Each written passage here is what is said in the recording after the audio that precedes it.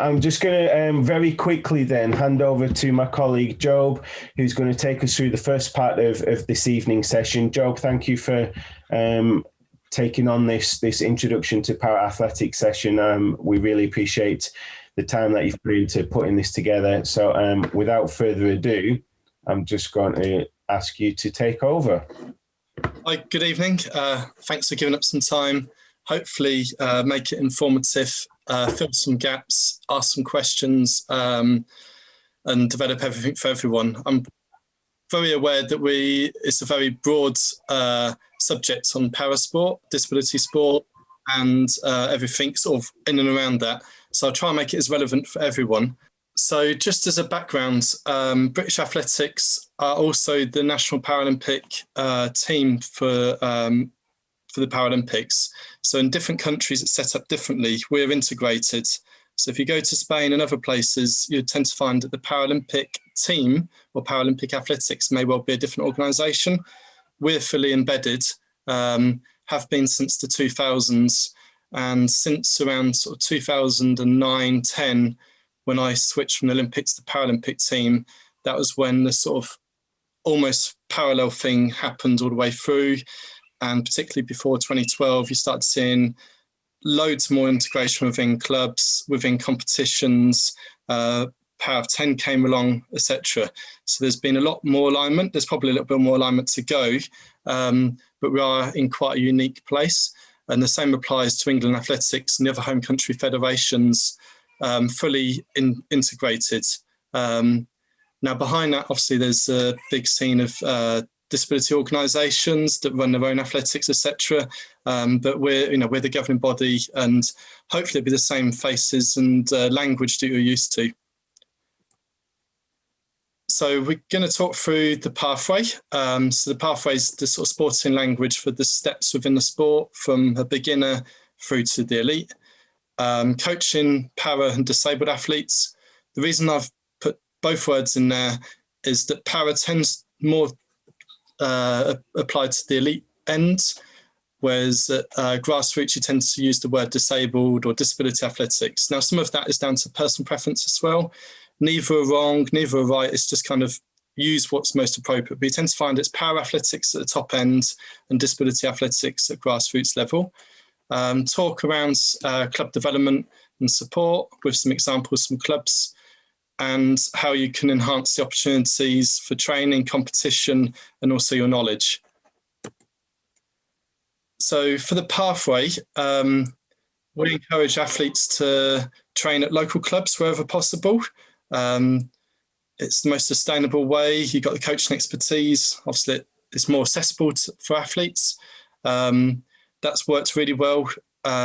Just as a rough figure, in 2019, before the pandemic came in, there was something like 5,000 performances from para athletes in competition, and that represented 170 clubs and 150 different coaches. So there's disabled athletes in 171 clubs across the country, which is staggering. There's some of those clubs, have been around for a long time and have always welcomed athletes. But as I mentioned before, around 2010, 2011 and onwards, more and more athletes felt comfortable going to their local club. And likewise, coaches and officials have done a sterling job taking people in. Now, the Paralympic team is somewhat different to the Olympic side in that we go down to a much lower grassroots level than our Olympic counterparts. So on the Olympic side, they generally pick up athletes at sort of squad level from futures and above. We will actually keep tabs on under 11s. So Paul's got a youngster that came through, was he 9, Paul? So any age is fine for us. 11, there we are. I mean, I get inquiries from 5, 6, 7-year-olds that want to be David Weir, and we're happy to hear from anybody. Our kind of benchmark is 11 upwards for competition domestically, classification, that kind of thing. Before 11, we just encourage athletes to do whatever they've got locally. There's 1 or 2 exceptions to that. So some of the disability organisations do competition for younger. But yeah, from 11 onwards, that's when things start to happen. And then beyond that, we've got a development academy. which are group training opportunities with personal coaches, and that creates an opportunity for us to give information to athletes, for us to see people face to face, and particularly for athletes that are in a local club, for them and their coach to see other athletes in a similar event or impairment group. That's quite important because often they might be the only amputee or the only blind athlete in their club. So the opportunity to sort of see, train, share ideas and good practice and stuff is really good. So the Development Academy is the first stage of kind of squad activity. No funding. We invite as many athletes as we can that are beginning to step up. So typically, 6, 8, 10 years away from a GB team. That can vary. Then you've got the Futures Academy. These are the athletes that are just off the GB team. And again, it can vary from event to event, but somewhere between sort of 2 and 4 years away. Some athletes actually stay in the Futures Academy if they're quite new and they've accelerated through to world class, but they've not yet got used to working with team coaches or living away from home, going to championships. Then some athletes actually stay in the Futures Academy, even though they might be funded. That's typically weekend camps, support to go to an overseas competition, and really just prepare them for life on the GB team. And again, that involves the personal coach. So really good learning opportunity. And then the same as the Olympic team, there's the Podium Potential and the World Class Podium Programme. So that's where you've got lottery funding coming in, medical healthcare, support going to camps, comps, etc.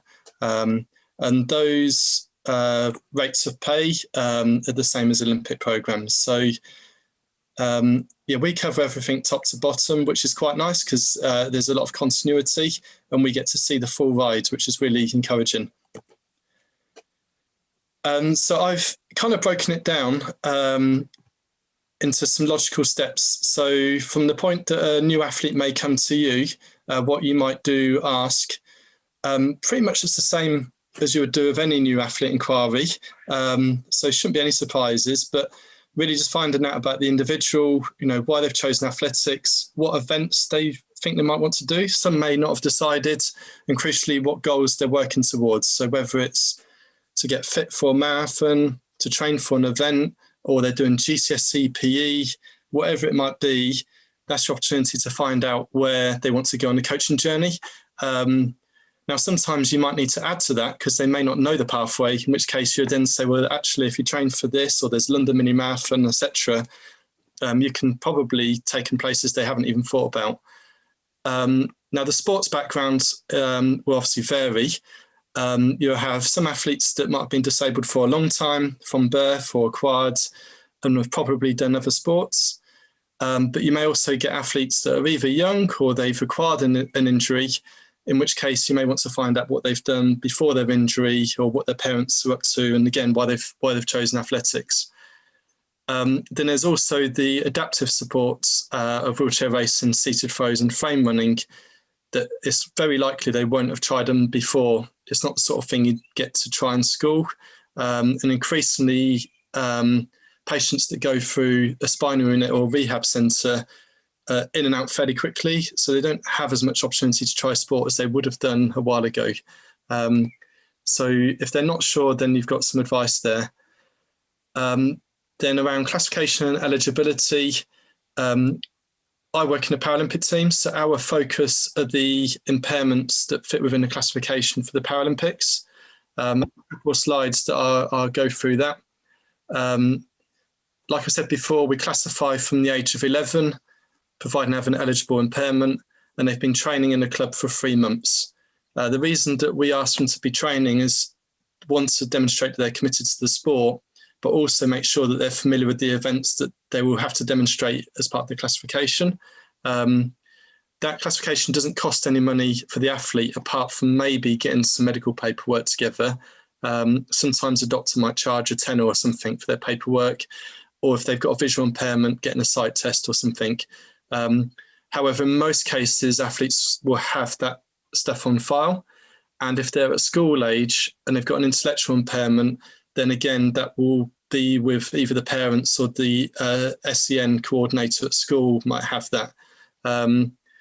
So to get classified, be in a club, training for 3 months, send us some paperwork, and some athletes may need to go to a clinic. For athletes with an intellectual impairment, they don't need to, only at higher level. And again, for visual impairment, sometimes attend to a clinic, sometimes not. So Kirsty, who leads in that, will advise. Now, there are impairments that aren't eligible for classification. We have a very broad view that if they want to do disability athletics, more than welcome. The training is the same. Most groups now have a mixture of athletes with an eligible impairment and a Paralympic pathway. And on top of that, there may be athletes with a hearing impairment that is actually a separate pathway, which is Deaflympics. And the other pathway is Invictus Games. So increasingly, we've had a lot of Invictus Games athletes come through to us that may not choose a Paralympic pathway. They're quite happy doing Invictus Games. And Invictus Games also includes a category for athletes with PTSD and other psychological reasons why they might have been discharged from the military. And again, that's separate to the Paralympic, Deaflympic and Special Olympics, etc. So again, I'll talk through that as simply as I can.